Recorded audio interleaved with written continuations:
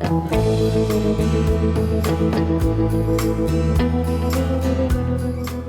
Book of the Dead.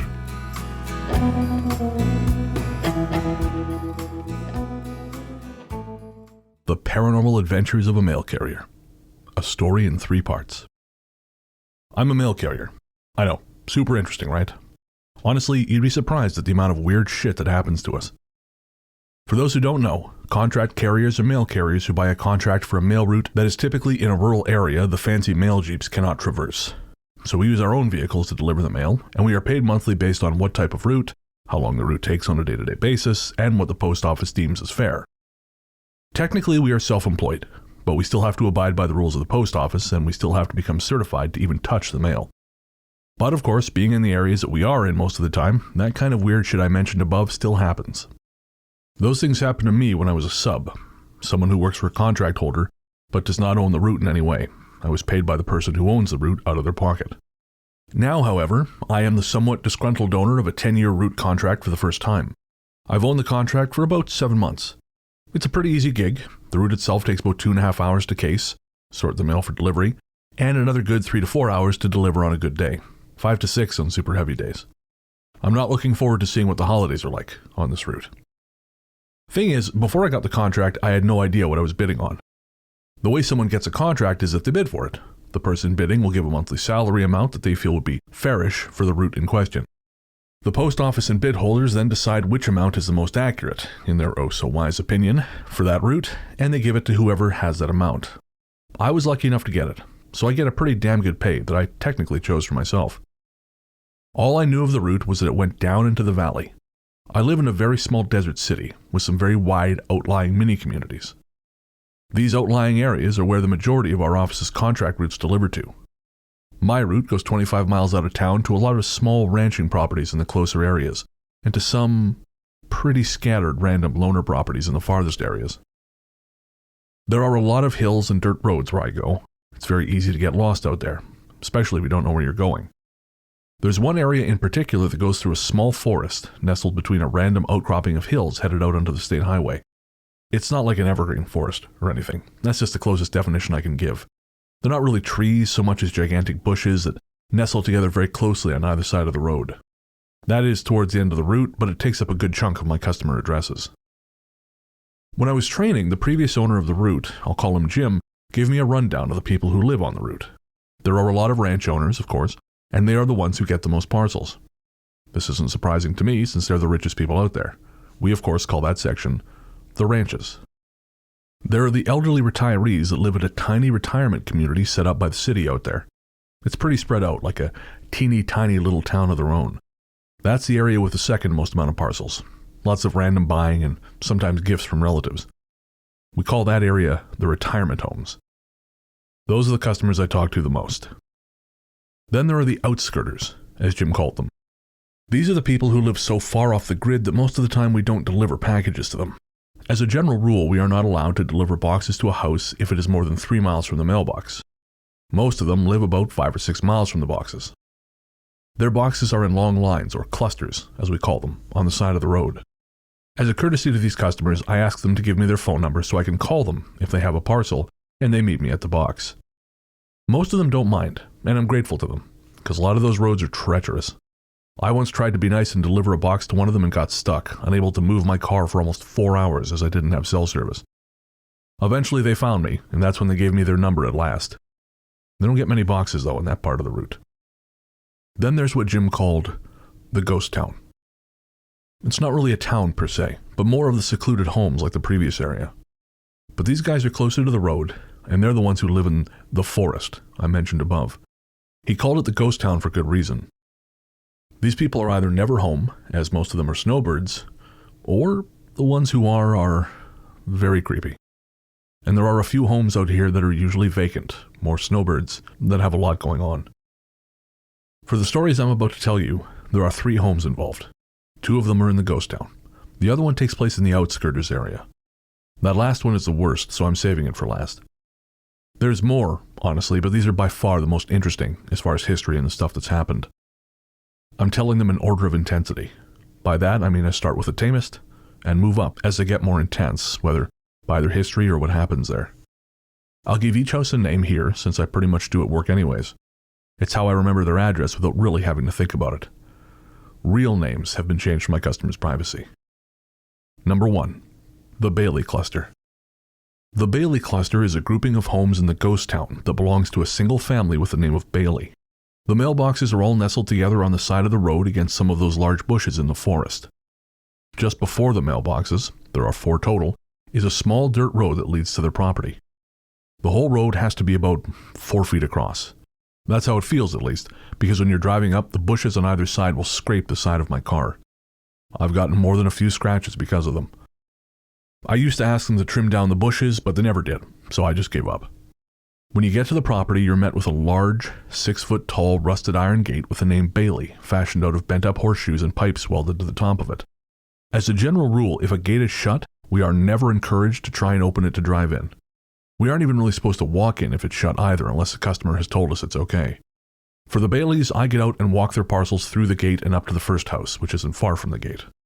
I have to state now, I have never met these people in person once. I've spoken to them on the phone and I've been on their property, but I've never once seen hide nor hair of any of them. There are a total of 10 people at the address, and their mail is split up as if their homes are in like a trailer park. For example, one of them gets their mail at 111 Ghost Town Road, Mobile number 1, Little Desert Town, State 88888, and the other will get it at Mobile number 2, Mobile number 3, or Mobile number 4. There are 4 people in number 1, 2 in number 2, 1 person in number 3, and the others are all in number 4. Every time I bring them a parcel, I leave it at the first house. Once you walk through their gate, you have to walk uphill a bit. You can see the teal-green roof of the first house peeking up over the hill as you walk, and when you get a bit closer, it becomes apparent why the place is so unsettling. Clowns. These people love clowns. There are clown statues, paintings, mobiles, wind chimes, you name it, it has a fucking clown face on it. They even have clown dolls scattered around the place. None of them look nice, they're all threadbare and worn out from sitting in the hot desert sun all the time. I'm pretty sure animals have made homes in some of them. There are a few that are big enough to house a small family of squirrels. Now I know this isn't paranormal, yet, I'm getting there, I promise, but you have to admit that's more than a little odd. The first house is a simple, single-wide mobile with a bright, teal-green painted roof. The windows all have clown decals in them. Little clown faces that look like they're straight out of a vintage coloring book, hand-colored and everything. At one end of the place is the porch. Not too big, juts out about 6 or 7 feet. There's a small awning with dozens of clown wind chimes and sun catchers hanging from it, almost making a curtain out of them, they're so clustered together. On the porch is a rocking chair. This thing is painted like a clown. The curved rockers are painted red, the legs that attach them to the chair are yellow with red polka dots. The seat and arms are white, and the back is white with 3 big red dots painted on it like puffballs on a clown shirt. The top part of the back has a clown face on it. Put it all together, and it's a fucking nightmare. This chair is where I'm asked to leave parcels, and I do, but I'll never forget the first time I left them there. There were 4 boxes for them, one for number 1, and the rest for number 3. I called ahead of time to let them know I'd be out there in about 3 hours, since they're towards the end of the route and it takes a while to get to them. I'm always told, by who I assume is their matriarch, to leave them all on that damn chair. I'd never been to their property at this point. I'd been delivering about a month, but they only ever had mail in small parcels that fit in the box. So when I went up there for the first time, seeing their little clown cluster was a bit nerve-wracking. I am terrified of clowns. Have been since I was a child, but that's a story for another time as to why. I crept up to that first house and peered around the place. It's so isolated and odd. I felt like every single clown around me was watching me. I placed the boxes on the chair in a neat little pile and settled the chair to stop it from rocking so the boxes wouldn't fall off. Once it was still, I turned and hastily tried to leave. It was the creaking that stopped me. I froze and listened, knowing full well what it was. I turned, and sure as shit, that chair was rocking. And not just a little, but enough to knock one of the boxes onto the porch. It was like someone had deliberately pulled it all the way back and thrust it forward to rock as violently as possible. I didn't hesitate, I just ran. I noped the hell out of there. No way I was staying after that. Another time I had a parcel for them, I almost wrote it up out of protest, but I called and again was asked to leave it on the chair. This is the first time I noticed that it felt like no one was there. I'd been there a dozen times by then. I remember standing at the top of the hill by the gate just peering around me like, where is everyone? According to their mail, there are at least a few children that live there. And when I was there that day, it was the middle of summer. Why weren't the kids home playing outside? Why didn't I ever see anyone there? The second and third houses are a bit far away from the first. It'd be about a 5-minute walk, I think, to get to them, but you can see them pretty well. Their curtains are always open, but I never see anyone inside. The fourth house is farthest away at the top of a small hill. They have a big picture window facing the gate. It too always has the curtains open, but I never see anyone in there. Weirdest of all, their vehicles are always there. They never move. There are 2 trucks, an SUV, all relatively newish, oldest I think is maybe 2012, and an old station wagon. The wagon looks run down, but the others look like they're taken care of. Always clean. Anyway, this other time I had a parcel and noticed no one was ever around. I got curious and phoned the woman I always do when bringing parcels. I figured I'd just tell her I was making sure someone would be back soon to get the parcel, as there's a lot of theft out there. There usually is on more secluded routes. You'd be surprised how much more common it is out there than in the city. I heard a phone ringing in the first house beside me. If I'm on the porch, I can peek into the window just behind the evil rocking chair. It was close, the phone that was ringing, I mean, and I wanted to see someone pick it up. I squeezed myself behind the chair and looked in. I'd never looked inside before. More clowns, of course, and some clown-themed throws on the couch and pillows, too. On a side table, clearly visible from the window, I could see the cell phone light up with "Mail Lady" as the caller ID. No one answered, but when I left, she called me back. I had been gone about 5 minutes when she did. I just told her I wanted to be sure someone was home, and she said, "Someone is always here." According to Jim, he never saw anyone there either. The third and final most interesting thing to ever happen at the Bailey cluster was just last month. I got a very large box for them, one I needed a dolly for. I called even before I left the post office to let them know, and the lady I always speak to told me she would have her eldest son help me. I thought, finally, I'll get to meet one of them. This ought to be good, right? Well, I got there. It was my last package, and then I was free to breeze through the 50 or so final boxes I have after them. I go to the back, pull out the dolly, slide the box out onto it, and start dragging it up to the gate. I look around, and of course, there's no one to meet me. The lady told me he'd be waiting for me on the porch of the first house, and when he saw me, he'd come down and help. You can see the gate from the porch pretty well, but I can never really see my car from it. So I honked in case he couldn't see me either. No one came down. I waited for about 5 minutes before saying, "Screw it, I'm taking it up." I struggled up that hill with it, and I don't know what was in that box, but I'm pretty sure it weighed like 75 pounds. The post office has a 70-pound weight limit, but a lot of companies try to stretch it to 75 or 80. Usually they'd go to UPS, but sometimes they slip through the cracks and come to us. I get to the first house, and of course, no one is there. I look around, and as usual, I'm all alone with a bunch of fucking clown dolls gaping at me. I wiggle the box up the stairs on the dolly and lean it against the railing next to the rocking chair. Then I head down to my car. That's when I heard, "Thank you," from behind me. It's a man's voice. I assume it was a son who was there to help me. I quickly ran back up the hill, and not only is there no one there, but the box is gone from the porch. This was in the span of like 10 seconds. I wasn't even down the hill all the way, and it doesn't take that long to walk back down. I looked in the window and everything. I didn't see a soul. I hate going to the Bailey cluster, and I end up going there a lot.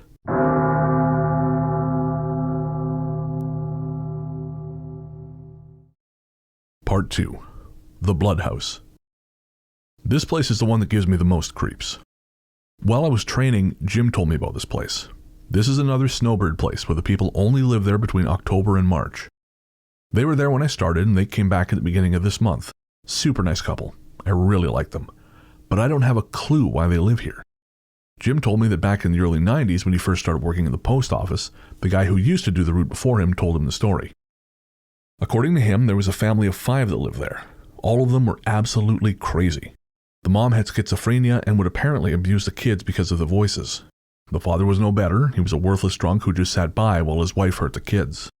One night, the eldest child, who was 18 and finally fed up with how they were raised, tried to escape with his siblings. The mother, of course, tried to stop them, and the kid finally snapped. The story goes he murdered his parents and painted the walls with their blood.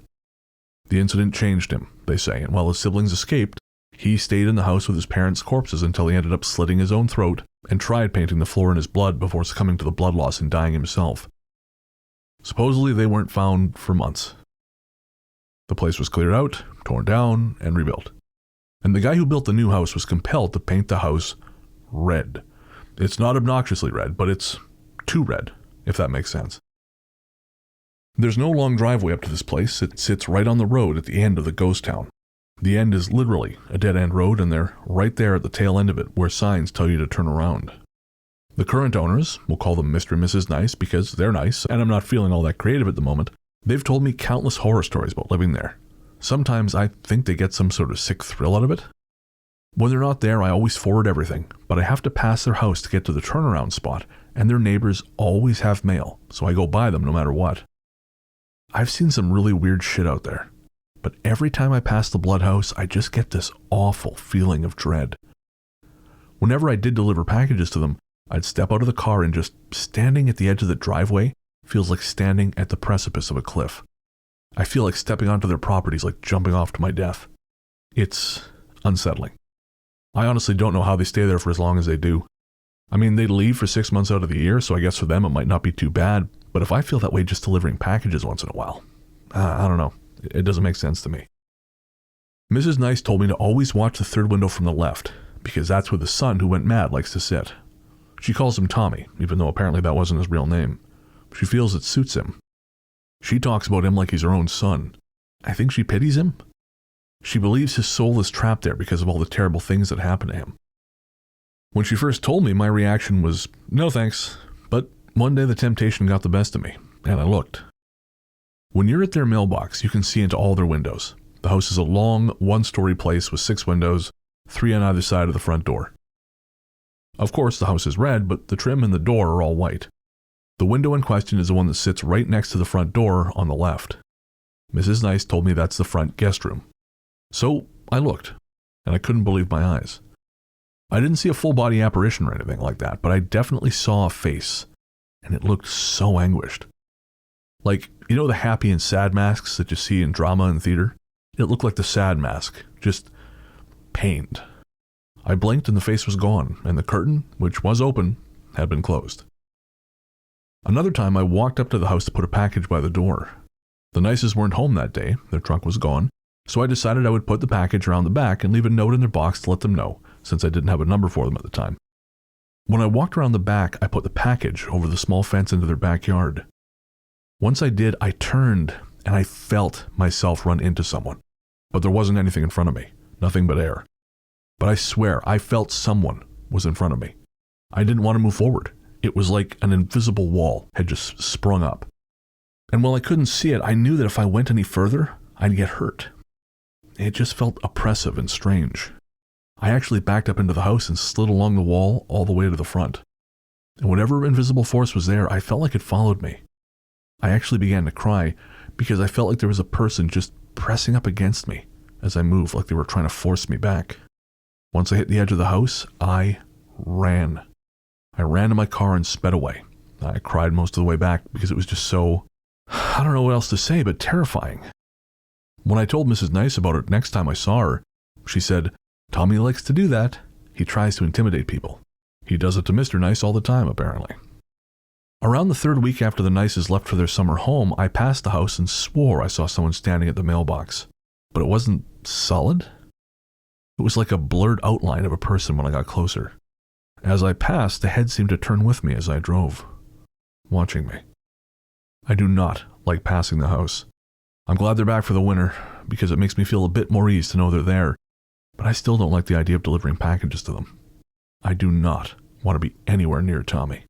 And of course, I saved the worst place for last.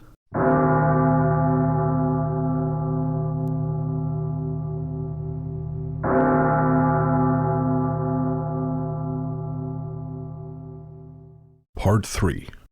The Hills Have Eyes House. I hate this house. This is the one that isn't in the ghost town. This is in the section before it, the outskirters. These are the homes that are so scattered we usually won't bring parcels out for them because they're so far away. But this house is an exception because it's less than a mile from the cluster of boxes they get their mail at. These people are never home. Jim told me to never call them. They're apparently very rude and very hostile. He instructed me to just go to their gate. If they have a parcel, always bring the mail with it or they'll call and complain. Leave the parcel in the basket that hangs on their fence with their mail in a rubber band and leave. He said to never linger there. He told me if I did, they get hostile. Thankfully, they've almost never been home, but something is. I know that sounds cheesy, but it's true. I don't know the history of the place itself, just that these people are apparently the world's biggest pricks. 2 men live there, brothers from what Jim told me. They run a small chicken farm and bring their eggs to the feed store in town to sell all the time. It's not uncommon to see their chickens roaming around on the road leading up to the house. The road itself is barely a road. It's more like a bumpy little walking trail, but it's the only way to get there. And I know I've said it already, but God, I hate going there. I call it the Hills Have Eyes house because it's settled between 2 large hills. And from far away, the hills look like eyes, and the house looks like a mouth. That, and the way this place looks, well, it looks like something out of the movie The Hills Have Eyes. There's butchering equipment everywhere. Bloody knives and cleavers and chains and hooks. They've got cows too, but I think they keep the meat for themselves. The smell is atrocious. It always just smells like death. To be honest, it wouldn't shock me if these guys committed murder out there and only butchered cows when they did it to make excuses for the stench of death. Every single time I go out there, something happens. I've been out there 6 times to deliver parcels, so I will recount each incident. The first time was about 3 months after I started delivering. I did as I was told, wrapped the mail in a rubber band, and headed out to the house. Takes a good 3 or 4 minutes. It's around a bend, and that's when you see the other 2 hills that the house sits between. The main house has a fence around it with a gate, but the whole property has an outer fence with no gate that I go through. Once you're up against the gate, the whole place looks a lot smaller than it is because it's full of junk. All the butchering stuff, random metal sculptures, a bunch of worn out furniture, garbage, a few cow skulls here and there, and then the house itself. The house is just a small trailer that's been cemented into the ground so it's no longer mobile. A makeshift ramp/porch thing sits against the door and leads to a side gate. This is where the basket for packages is. All around this gated area are coops and other fenced areas for the animals. It's smelly and weird and creepy around there. I just tossed the box and mail into the basket and turned to leave. I didn't want to stay at all. When I got into my car, I looked into my rearview mirror and I swear I saw a man standing behind my car. But when I poked my head out to ask him to move, there was no one there. The second incident was closer to the evening. It was another super heavy day and I did not want to go out there. As I was approaching, I saw someone standing at the window of the house. I assumed it was one of them trying to see who was coming. I have car magnets on my car that all say USPS on them, so people know who I am. So I figured he'd see them and be more at ease, knowing a package was coming and not some random weirdo. But as I approached, the figure in the window seemed to distort and then vanish entirely. I did not want to get out of the car. I just wanted to stay there and toss the parcel and mail out of the window. After working up the courage, I sped from the car to the basket, back, and I went to leave. As I was getting into the car, I heard this loud, raucous laughter. It sounded like it was right next to my car. Like someone was standing beside me and going, ha, ha, ha, ha. I prayed I wouldn't have to come back for a while. 2 months later, I had to go back with 4 big boxes for them. This time it was a pretty light day. I was breezing through delivering pretty quickly, so I was happy about that. They're about in the middle of the route, so they're like a halfway point to me. I went to the house and was greeted by a large bull in the yard. I'm not usually nervous around animals, but a bull isn't something you want to fuck around with. He was just standing a few feet away from the fence with a basket, so I just patiently waited to see if he'd move. I didn't want to honk unless the angry bastards who live there just happened to be home and come out to yell at me or something. I didn't want to shoo him, because honestly, I didn't think it would work. All of a sudden, this fucking bull goes, "Moo," and freaks the hell out, thrashing about like someone's riding on him. He came dangerously close to my car before running off into the area where the fences are. Then a whole chorus of moos erupted from that area, and it was just a cacophony of noise. I grabbed the boxes and got them to the fence as fast as I could. I don't know what spooked that bull. I didn't care. I just wanted to leave. I didn't see anything this time, but I was afraid of the bull coming back and tearing up my car, or even goring me in the process. The 4th incident is honestly not the worst, but still unsettling. I had never had a package so small that it wouldn't fit in the box for them. Honestly, I almost said fuck it and shoved it in the mailbox. I should have, but I didn't want them to call and complain. They hadn't on me thus far, and I wanted to keep it that way. So I reluctantly headed to the house with the package and their mail. When I got there, a single dead chicken was hanging from the awning above the porch. Weird, but honestly, it wasn't surprising. Not as surprising as the giant dressed cow hanging from the pole on the other side of the yard. I didn't notice that until I was putting the package in the basket. It's obscured by a tree when driving up to the place. As I'm walking back to the car, the chicken and the cow both start to suddenly swing. It's not windy, and even if it was, one of these things is a fucking cow. I don't think a light breeze is going to push a cow. They're swinging back and forth almost in tandem, and I just went, nope, and left. I wasn't going to stay for the rest of that show. The fifth time was 2 weeks ago. It had been quite a while since I went out there, and I had vainly hoped that I wouldn't have to go back for longer, but oh well. The holidays are starting, everyone's getting shit. I get out there with 3 boxes, and for the first time, see a living, breathing person in the window. Jim told me one of the brothers was in a wheelchair. This was that brother. He was bald, with a weird tribal tattoo across where I believe his hairline used to be, just sitting in the window staring at me. I waved, out of courtesy, and of course he didn't wave back. First time either of us had laid eyes on one another, but I don't know what I expected him to do. Smile back and wave? I knew damn well these guys are dicks. I noticed as I put the parcels in the basket that he wasn't looking at me, but at something behind me. I looked and saw someone walk behind one of the chicken coops. I looked back at the brother in the window and he kind of gave me a grumpy, "You saw that, right?" kind of look, and nodded toward the coop. I just kind of slowly nodded and went back to the car. He watched me back out, and as I was turning back onto the road, I saw him leave the window and draw the curtains closed. The last time was actually yesterday, and thus far the freakiest thing, next to the bull. I was having a typical holiday season Monday, very heavy day with lots of mail and lots of parcels. And of course, I had to have a whopping 5 parcels.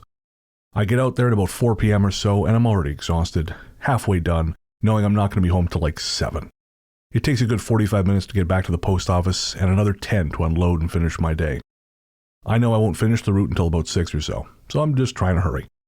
Going out to this fucking place doesn't help in making good time. So I get out there, get out, put some of the boxes in the basket and the others below it, and go to leave. Suddenly, I feel a hard tug on my shirt that pulls me back and I fall on my ass in the dirt. I hit my head on the edge of the trailer and swore to myself before getting up. I thought maybe I just caught my shirt on something, but as I got further away, I felt another hard tug and I fell back again.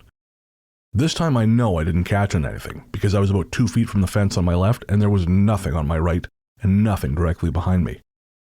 I scramble up and try to run, and I pull hard as I feel another tug, and I hear that god-awful laugh again. I didn't look back. I left. I still talk to Jim every now and then. When I tell him about these incidents, he goes, "Oh yeah, that place is fucking haunted." More so than some of the others, I think. In Jim's opinion, the whole route is damned. There are, as I said, other places out there where weird stuff happens, but these ones are the ones I find the freakiest.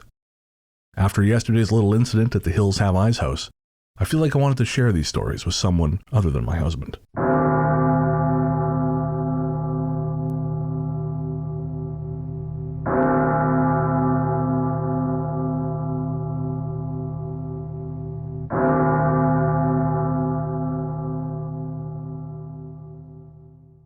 Book of the Dead is a Ghost Story Guys production, narrated by Brennan Storr. For access to the entire Book of the Dead archive, ad-free, head to patreon.com/ghoststoryguys.